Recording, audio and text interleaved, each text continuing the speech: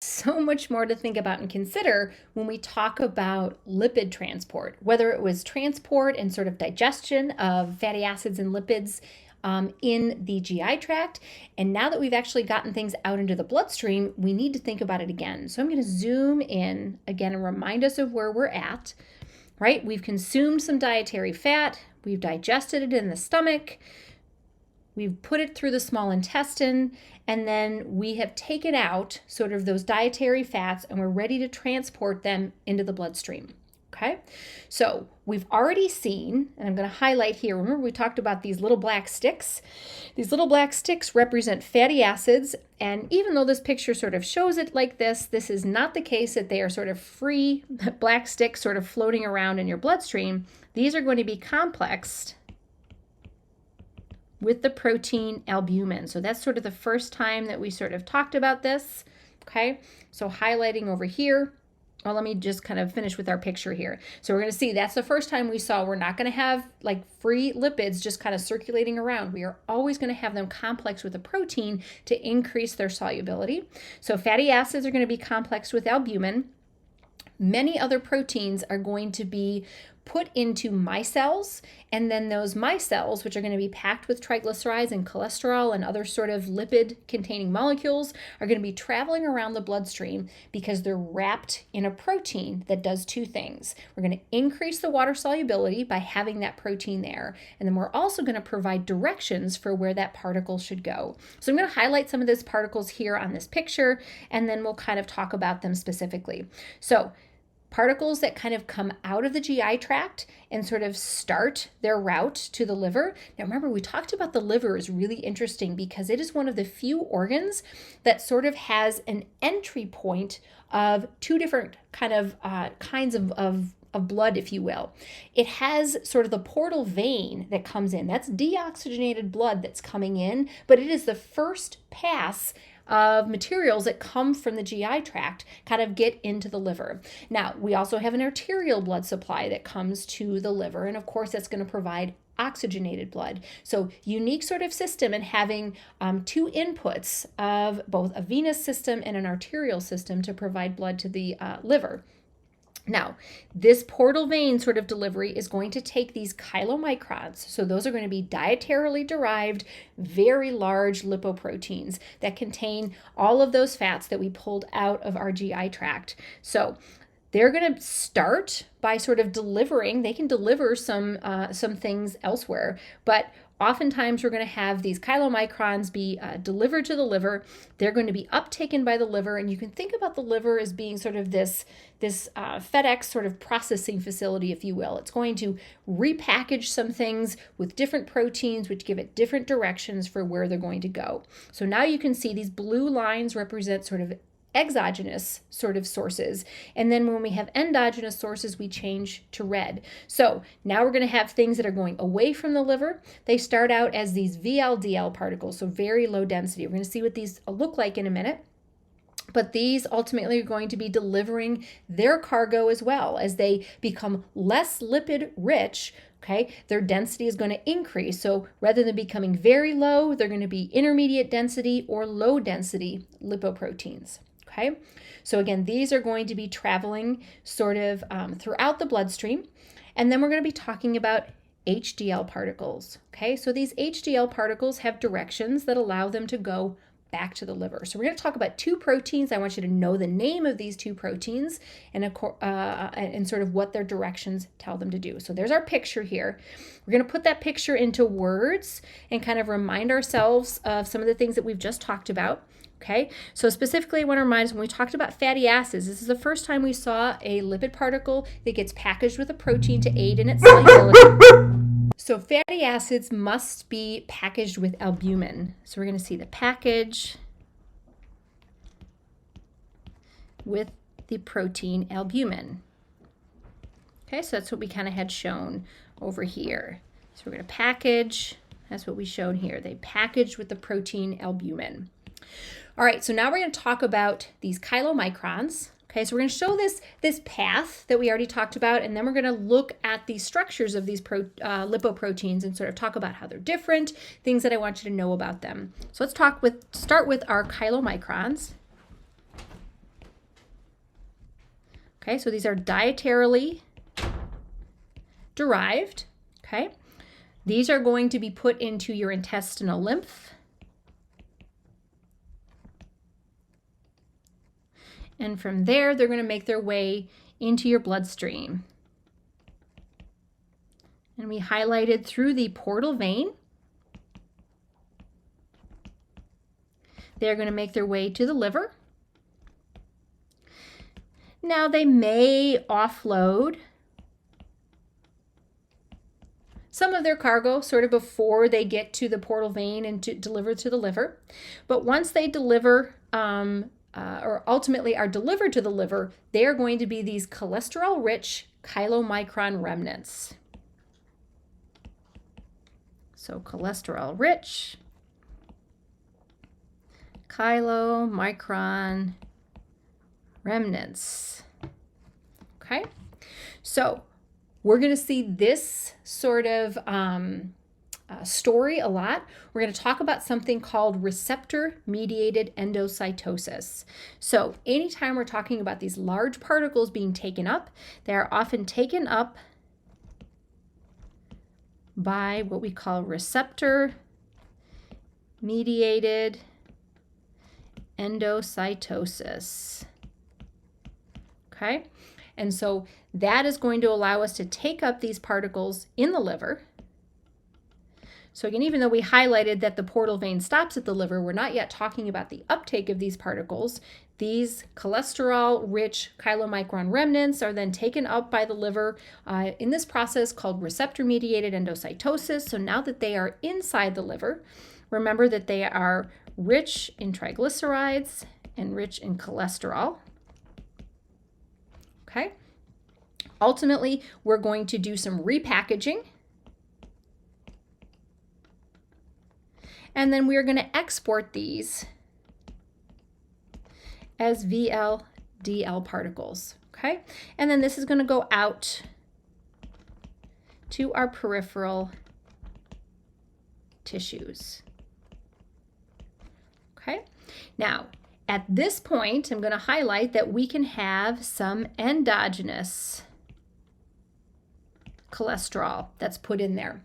I want to highlight that when we talk about cholesterol that you have that's within your body, people are really worried about dietary cholesterol. But truthfully, most of the cholesterol that ends up as excess in your bloodstream is more because of endogenous production than anything that comes in from your diet. So we'll talk about that more later. Okay, so I'm going to zoom in and look at these particles right now. And these are not even justifiable to the differences in size. Chylomicron particles are huge, okay? So chylomicrons are those very large lipid particles that are full of dietary fats that make their way to your liver. And then we've got VLDL and LDL particles, okay? Important to highlight that we can convert VLDL to LDL particles, okay? And this is by offloading of triglycerides. So these triglycerides, I should kind of highlight here and orient with what everything is here that we see. So do you see how there's this lipid bilayer? Sorry, not a lipid bilayer. This is just a phospholipid layer that we have here. So this is a micelle. Now, we don't need to have lipid bilayers because all we have is greasy stuff on the inside. So it's fine to sort of just have that micelle. So packed inside are triglycerides, okay? Here we can see this is cholesterol that is put into this phospholipid that we have here, so that helps sort of modulate fluidity. And then these blue guys that we have here, remember we talked about you can take cholesterol, which has an OH group at the end, and you can hook a fatty acid to it that has a carboxylate group. You can make an ester linkage between cholesterol and fatty acids. Those are called cholesterol esters, and that's what we have in blue here. So you can see that we've got a lot of dietary fats, and then we've got lots of triglycerides. Again, here, if I'm saying dietary fats, it's just our triglycerides again. But as we offload these triglycerides, so let's kind of highlight, what are we seeing here? These are these guys that look like this. So when we're offloading those triglycerides, now we become these LDL particles, okay? And then we've got HDL particles, which also transport cholesterol. So here is one of the big picture things that I want you to highlight is we've got different protein carriers or different proteins that are wrapped around these, okay? And these are the ones that I want you to remember. We've got ApoA1. So if we look at ApoA1 here, so again, we are going to have these lipoproteins. So all of these guys are all lipoproteins. So again, highlighting what we're seeing here are lipoproteins. Okay, so these are going to be phospholipid micelles that have lipids on the inside and proteins on the outside. And the reason that we have those proteins there is twofold. Is we are going to increase the solubility of those particles because they've got a hydrophilic protein sort of circulating around them. And then they also provide directions. I'm going to refer to that as a ticket that they have that tells them where to go. So here's the directions that we want to think about. If you have a ticket that says ApoA1, okay, ApoA1 is going to be a ticket that allows you to go to the liver. And so here we can see chylomicrons, we know, go to the liver because they come out of the GI tract. They don't stay very long in your circulatory system before they are uptaken by the liver that does some repackaging and reprocessing. HDL particles, again, directions for HDL particles are to take cholesterol back to the liver, okay? So both of these have that same protein ticket, if you will. The other protein ticket that we have is this one here called ApoB100. Okay, and this is the one that's really important to think about. So ApoB100. So a couple of things here. The directions for these are going out to the peripheral tissues. Okay, so the directions have it taking it out to the circulatory system, you know, and so ApoB100 is one of those important sort of cholesterol metrics that we want to know. You want to know what your ApoB100 level is because that's going to be a good indication of whether or not you have problematic levels of cholesterol in your bloodstream, right? And I should say, we don't have cholesterol in our bloodstream. Cholesterol is always packaged with something, but what it's packaged with and how many of these particles you have, and whether you are living in sort of an inflammatory endothelial sort of vasculature is really what's going to be problematic or not for your cardiovascular health. Okay, so that's sort of a little bit of a deep dive as to how we get these guys to transit through your bloodstream. The last little piece here is I just want to talk about the difference in terms of when they are circulating to the bloodstream, where do these sort of particles go? And yes, there's lots of tissues that we can take things up in, but I'm going to contrast right now with muscle versus adipose because this is a good sort of differentiation between whether we are operating in a need state. So muscle is clearly more of a need state tissue. If we're going to be taking up sort of lipids for use as a fuel in muscles, we're probably in a need state. Whereas if we're taking things up in adipose tissue, no one else has kind of said dibs on that. And so we need to put it for storage in our adipose tissue. So we've got, again, a fed state tissue with our adipose tissue. So when we think about this, okay, the uptake of these particles and where they go is ultimately determined by our state. So the uptake of both fatty acid, albumin particles, okay, and or any of the LDL particles, and I'm putting sort of a space in front here because whether we're talking about LDL particles, ILDL particles, or VLDL particles, right, there's all kinds of different particle sizes. So where we're taking this up is going to depend on the state that we're in. And again, if we are in sort of this need state, okay, need state is going to mean that we are going to use these fatty acids for energy. Okay? And what's ultimately going to happen is we're going to take them and break them down into acetyl-CoA. Okay? And again, they can be either used locally in the citric acid cycle, oxidative phosphorylation, or if you're in the liver, they can be made into ketone bodies, right? We had another video that talked a little bit more deeply about sort of the fates of acetyl-CoA. Now, if you're having, and let's highlight again, need state, using these for energy.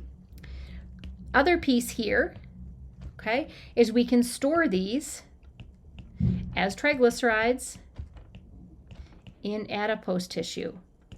And so that is going to be what's happening if we are sort of fed state. So we're going to store them as triglycerides in adipose tissue. The goal here with sort of well-working biochemistry is that these talk to one another so that we can mobilize fatty acids when we are in a need state. But this is a hormonally controlled process. Okay, so this is hormonally controlled.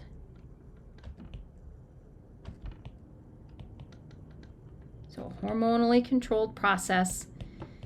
And if I gave you a chance to sort of guess what the hormone is that controls this, the key hormone that controls this is insulin.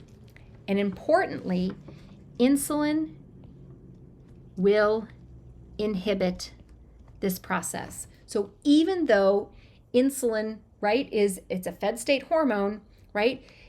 Even if you are in a need state, if you are insulin resistant and you have high levels of circulating insulin, you prevent access of your own sort of adipose tissue reserves and mobilizing them for use in a need state.